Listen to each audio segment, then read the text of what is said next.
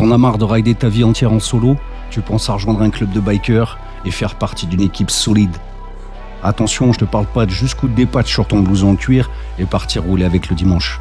Je te parle de fraternité, parfois même d'une famille, et de faire défiler les kilomètres de bitume en meute avec un sentiment de puissance et de liberté inégalé. Mais attention, cet univers a ses propres codes. Ils sont stricts et j'ai pour objectif de t'aider à les comprendre. Dans cette vidéo, je t'explique simplement comment ça marche pour rejoindre un club, comment approcher ce milieu et surtout comment éviter de faire n'importe quoi. Gaz.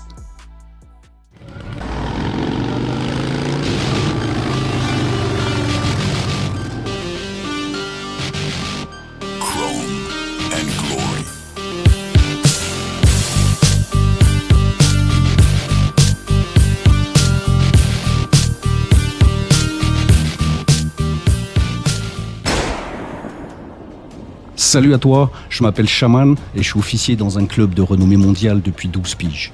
Sois le bienvenu sur Chrome and Glory, la chaîne 100% biker, là où on te parle bécane custom, code des bikers et univers des clubs. Avant toute chose, tu dois savoir qu'il y a plein de styles de clubs différents avec des niveaux d'implication différents. En France, pour faire simple, je vais te les regrouper en 3 catégories. 1. Les riding clubs. Ces clubs sont créés par les marques de moto pour fidéliser leur clientèle et se promouvoir, comme le Hog pour Harley ou l'IMRG pour Indian par exemple. T'as une moto de la marque, tu payes ta cotise annuelle et on te file tes patchs directs. Bienvenue dans le club de ta marque. Ça t'intéresse? Va en concession. J'en dirais que c'est le niveau 1, très facile d'entrée, ouvert à tous, pas d'engagement ni de valeur commune.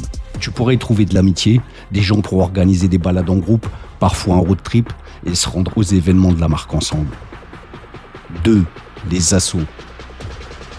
Au-delà de l'amour de l'asphalte et de la bécane, les assos cherchent à constituer une équipe solide qui se comportera comme une famille. On y parle de fraternité, de traverser la vie en équipe, de solidarité. Pour que ça fonctionne, les membres ont une même mentalité, des valeurs communes et doivent faire preuve d'investissement.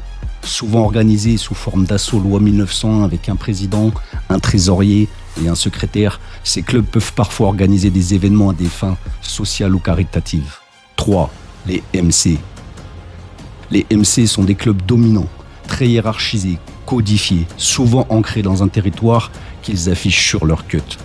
On parle là du sommet de la chaîne alimentaire dans le milieu des bikers.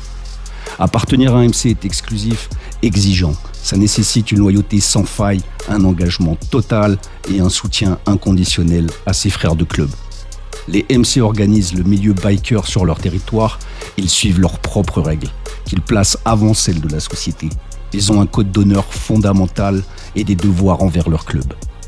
Il est difficile, mais pas impossible d'entrer dans un MC quand t'es pas déjà connu du milieu. Mais clairement, tout le monde n'aura pas les épaules pour ce mode de vie. Pour approcher un club, tu dois fréquenter les endroits où ils sont. Rassemblements, salons de la moto, salons de tatouage. Beaucoup d'événements peuvent concentrer plusieurs styles de club en un même endroit. Il existe aussi des balades ou des soirées ouvertes, s'il est précisé que n'importe qui peut y venir. Attention, tu ne te pointes pas en demandant direct comment rentrer dans le club, ça ne marche pas comme ça.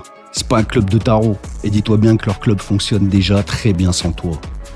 Quand tu y vas, tu observes tranquille, tu prends la température, et si ça se présente naturellement, tu peux commencer à discuter, mais sans jamais rien forcer. Dans tous les cas, viens avec respect, tu poses très peu de questions, ni sur leur patch, leur nombre ou leur hiérarchie, surtout avec les MC. Il y a des erreurs fatales que tu dois absolument éviter. La première, c'est de griller les étapes. Si tu débarques en mode pressé, sache que c'est mort d'office. La deuxième, c'est de porter des patchs pour te donner un style, mais qui montrent seulement que tu ne connais rien au code. C'est vu comme un manque de respect et ça t'expose à de sérieux ennuis.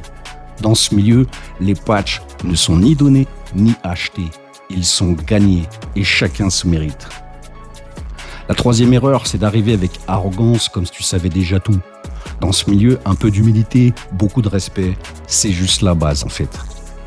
Pas besoin d'en faire trop, ni de forcer les choses. Ne touche jamais les couleurs d'un membre de club. Pour t'aider à trouver le club qui te correspond, sache que chaque club a sa propre identité, sa propre ambiance, son propre état d'esprit. Selon qui tu es, observe et regarde ce qui va couler avec toi. Tu dois te sentir à l'aise avec leur ambiance. Il faut surtout que tu prennes en compte le niveau d'engagement que tu es prêt à mettre. C'est pas juste un passe-temps, tu ne t'engages pas à la carte. Mais t'inquiète, en te mettant à les fréquenter, tu sauras rapidement si un club est fait pour toi ou pas. Ça y est, t'as trouvé un club avec lequel t'es à l'aise et le courant passe bien avec ses membres.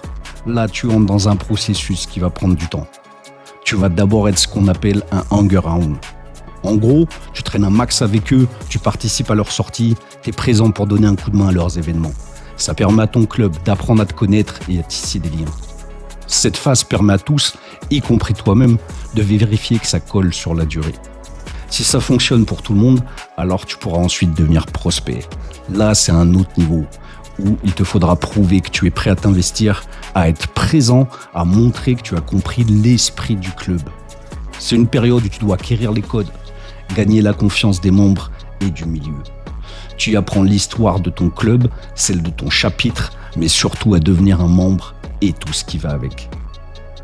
Si tu n'es pas là pour les bonnes raisons, ou tout simplement que tu n'es pas fait pour la vie club, c'est ici que ça va se voir. Mais si tu réussis cette phase, à la fin de ta prospection, les membres te considéreront déjà comme leur frère et tu obtiendras alors tes couleurs, les patchs du club. Et crois-moi que ce jour-là, tu auras l'impression d'avoir gagné une famille. On résume pour conclure. Si tu veux entrer dans un club de bikers, prends ton temps. Sois toi-même, apprends et respecte les codes. Et surtout, assure-toi que c'est vraiment ce que tu veux faire. Parce que c'est un engagement dans la durée. Dans certains clubs, quand tu rentres, c'est pour la vie. Si le contenu de cette première vidéo t'a chauffé, lâche-moi en commentaire le sujet que tu voudrais que je traite dans mes prochaines. Like, partage et abonne-toi pour ne rien rater de Chrome & Glory, la chaîne 100% biker, là où l'acier et le chrome rencontrent la gloire.